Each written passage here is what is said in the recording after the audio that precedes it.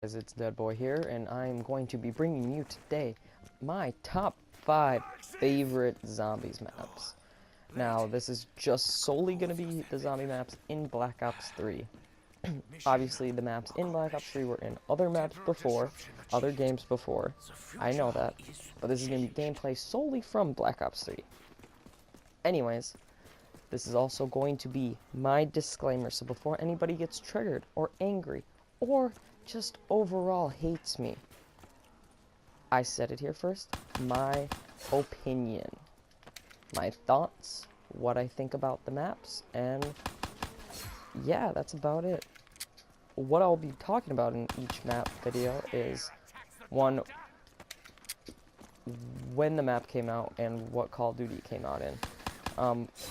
What did it bring to the table? So what I mean by that is, what new installations and new either buildables, zombies, guns, all of the above will be here.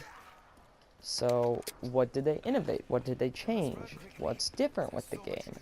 I don't know. Any and all of those things I'll be discussing in each video.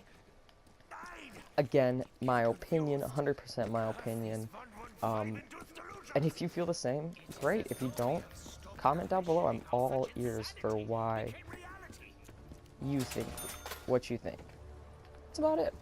I hope you enjoy, and if you do, please smash that like button. Maybe give me a subscribe. And if you like these videos overall, comment down below what kind of top 5s or zombies videos you'd like to see from me. I really truly enjoyed making this video. It was a lot of fun. It took a little bit of time, but it was well worth it. Again, smash that like button if you like. If not, that's cool. If you do like, subscribe. Until then, everyone, I'm going to give you my top 5 pick now. So, starting at number 5. I'm gonna have to go with the Shangri-La. At first glance, obviously, it's just a gorgeous map. It looks beautiful. It was a different outlook on the whole getting away from the Nazi zombies aspect of the game. It originally dropped in Black Ops 1, so the original Black Ops, and it was in the Annihilation map pack. I mean, just even looking around, it's just a gorgeous map. It brought a lot of new things to zombies. For instance, the 2 new specialty zombies, the Shrieker and then the Napalm zombie. Those were both very interesting and a big change up than what we were used to, just the original zombies. It takes place in a remote mountain range in the Himalayas you have 2 new people, Brock and Gary, characters, and they don't really bring much to the main story, I don't believe, but they were trying to find the focusing stone, and they got caught in this time loop. And then I believe Nikolai and Takio are also in it. Fiddlers, maybe? I don't know. But this game, in correlation to the whole zombie story, it's important, but the 2, Gary and Brock, aren't, I guess, more to say. The new weapon it also brought was the Baby Maker. Turn the zombies into babies that you kick the baby. That is also very cool to me. Couple things I would change on this map is, 1, I don't know the need for 2 power switches. I think it's a little much, in my opinion. Also, that you can't do you can't do the Easter egg without 4 people. I don't really appreciate that because I'm a solo zombie player, or if I'm playing with someone, it's 1 person. So finding 3 other people is extremely hard for me. How to get to Pack Punch, really interesting, really cool. You have to go around the map and stand on one of these plates when they raise, and the monkey's head will spin. There's 4 spots all throughout the map, and then you'll just notice that the pressure plate is up. Other than that, it's a very just gorgeous map. There's not much more to it, not much more to say other than gorgeous map. Yeah, that's just gorgeous. Overall gorgeous. I can't say enough. Sitting at my number 4 spot will have to be Kino de Torten. This one is a obvious classic for everyone. It came out in Black Ops 1. It was the very first map. I would guarantee a good majority of us, this theater section is exactly where we learned how to train. Come on, it's such a classic. I will say the Black Ops 1 version is, the look and the style of it I like a little bit more than the Black Ops 3 version. They did change all of those to, I believe like they're called Iron Crosses from the swastikas. They were the German swastikas. It was a little bit more historically better because it was Nazi zombies, but I get it.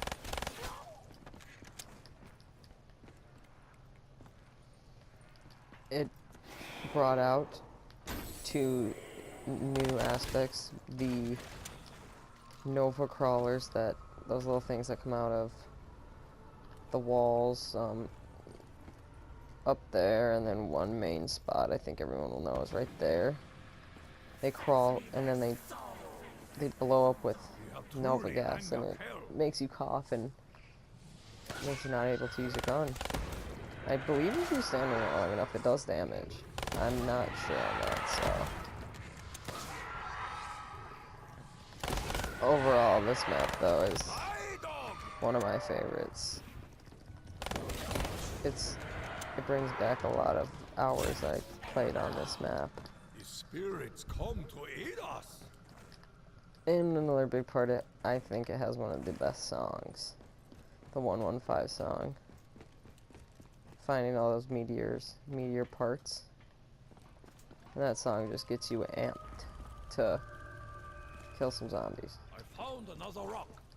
Maybe Let's they actually stole this from Japan. start it. That's what I think I'll do to wrap up this one. But yeah, that pain, just an absolute pain. I will say those things did get on my nerves all the time. I found a secret.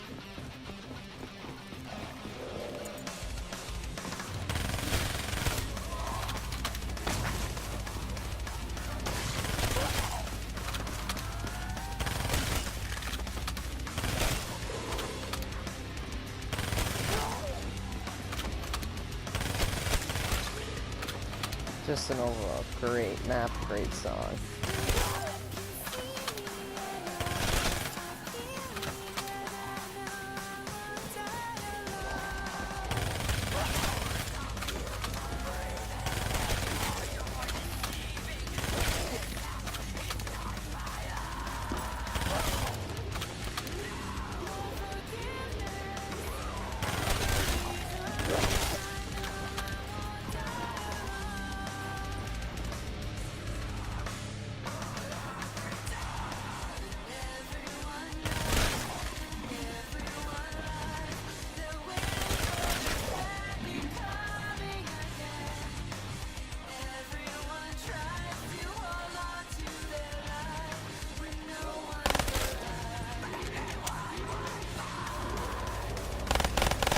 Number 3 spot, I'm gonna have to bring it to Shadows of Evil. It was the first map introduced to us in Black Ops 3. It brought to us 4 new characters, starting off with Neuro Blackstone, the magician, Jessica Rose, the dancer, Jack Vincent, the boxer, Jack Vincent was the cop, and then Floyd Campbell was the boxer. And then it also brought us the infamous Chateau Man. He was a new, as you could say, main character in the storyline. This map brought so many new things to zombies. There's so many, I'm probably gonna miss some, so be with me. 1, the rituals. You have to collect all the summoning keys and the summoning stone and then open up all the rituals to get down to Pack-a-Punch. You gotta do a bunch of stuff. I will say, setting up on this map, very, very tedious and long if you don't know what you're doing, and it's not for new players if you have no idea what you're doing. It was set in Morgue City in the 1940s. Me personally, I'd live in this city. Morgue City sounds great for me. DeadBOY, Morgue City, sounds like a place I'd be. It has a lot of new elements. The rocket shield. It had new perks. It had gobblegum. It had Widow's Wine brought to us. New wonder weapons. The Apothecary Servant may be one of the best wonder weapons other than it having terrible ammo. The Apothecary's Sword, that was new. You also had the fuses you had to collect for the Civil Protector. So, that was new. It had the parasites, the mark was the insanity elements, or the meatballs, if you would call them. Things that blow up on you. It was a fairly decent sized map, not too big, but not too small. There was a lot of different ways to run it. You could literally go at this any way, and probably still have the same outcome as everyone else.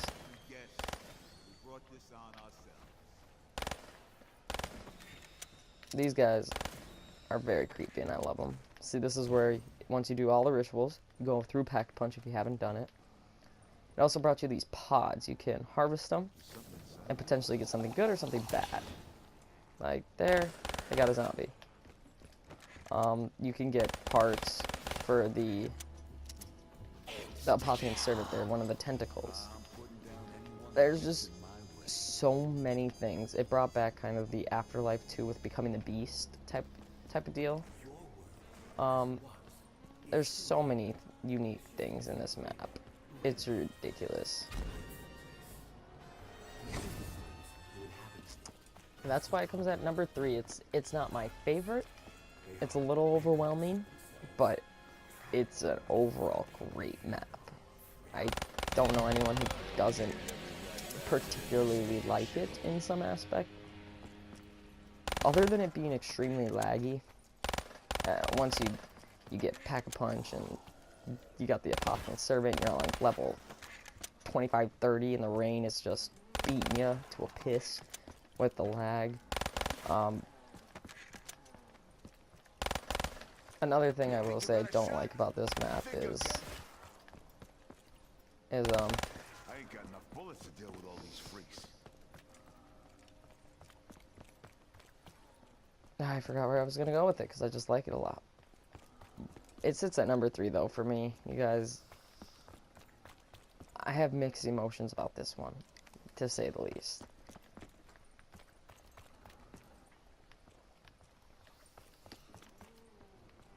And that is why it is at number 3.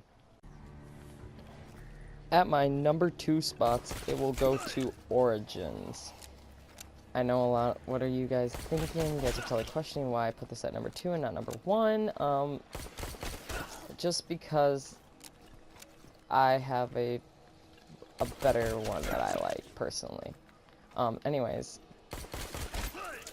Origins came at us during Black Ops 2 in the Apocalypse DLC. This setting is you're deep in the trenches of the Great War. You can feel the dread and the horror of being in the trenches at war. There was also to this map a lot of innovations, a lot of new things, and I'm going to try and cover every single one of those. So without further ado, let's go. To start off, you got 6 generators that turns on all the power stuff nearby. So your perks, the power box, all that. That's not one of my favorite things about this map, just for the fact that they don't stay on, so you're consistently having to turn the power on in those particular areas.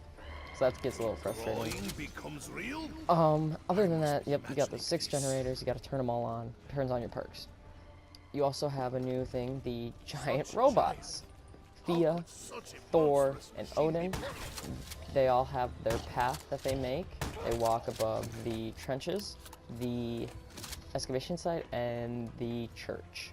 So they'll always make that same path. You also have 3 new power-ups brought to you. One, my favorite, Zombie Blood.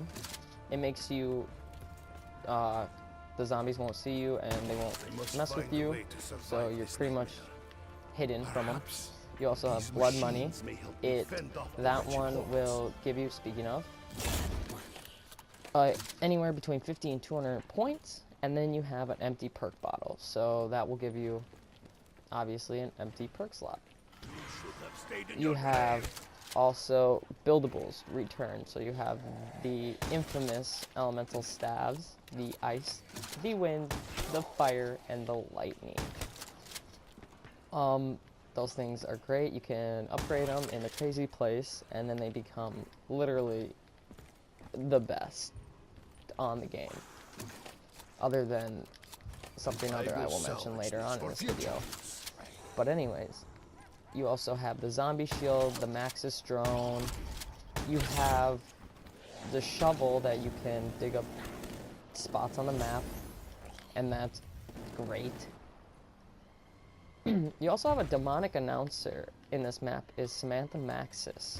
So, Dr. Maxis' daughter, who you'll hear her voice in previous maps. And some little things that were added into the map.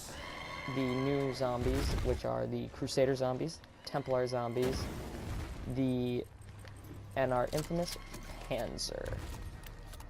We all loved him. You also have a new utility vehicle, the tank, that you can run along through the map. You have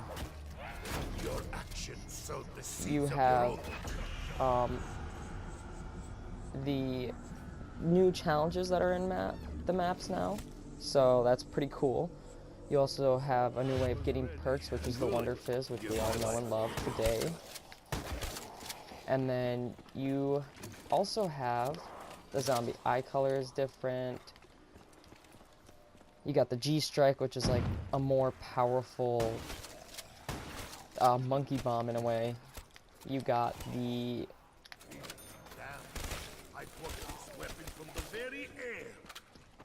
And then you got the 1-inch punch, which is a very powerful melee weapon. So in short, this map just brought us so many new things to what we knew and love of zombies. It was a very innovative map for its time. Especially in Black Ops 2, it was great gameplay, great videos came from this map. There's so much to do in this map, I guess I'm leading up to. And that's about it. That's where it will be for me, number 2. And then we're gonna get into our number 1 spot. And at my number 1 spot goes to Der Eisendrache, or known in German as the Iron Dragon. Now tell me that name doesn't just already...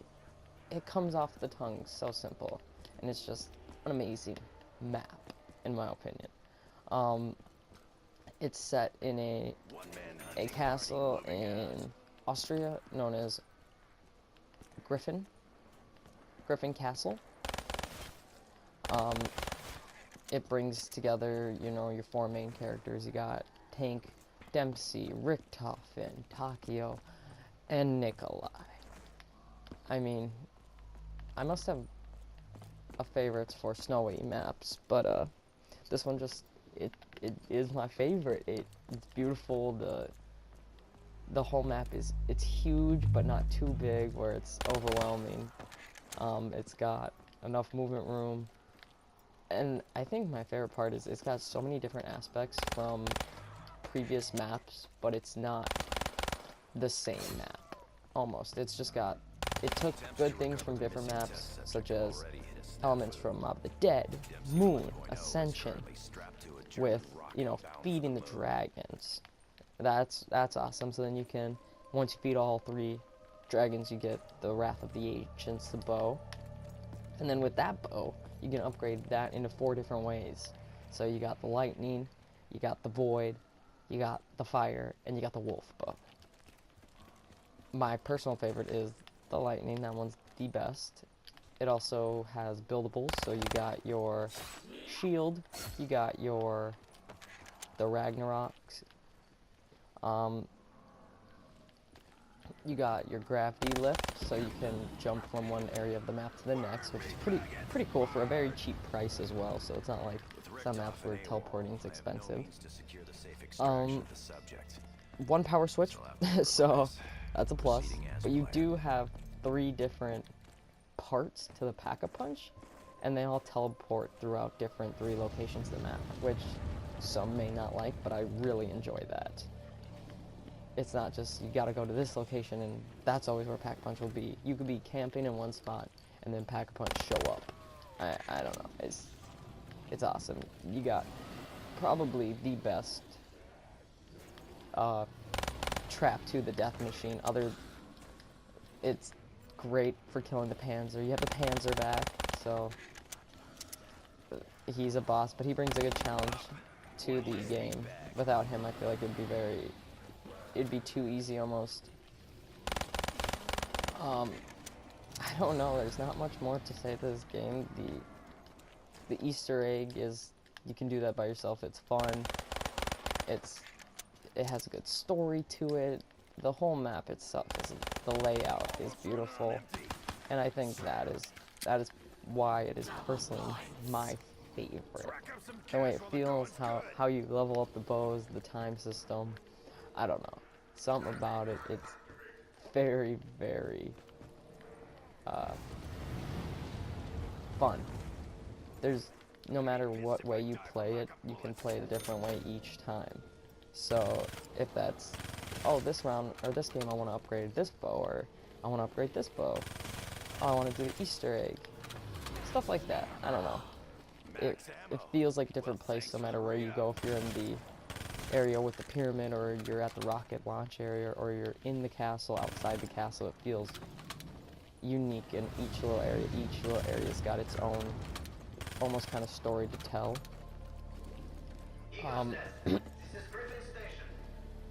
It also, like I said before, it's got different things to do. Little things like this that would kill the Panzer in one hit with a claw. And I personally, I could play this over and over again. They put a lot of detail into this map, and like, depending on what character you are, this room will have different dialogue. I've noticed, and I think other places do as well.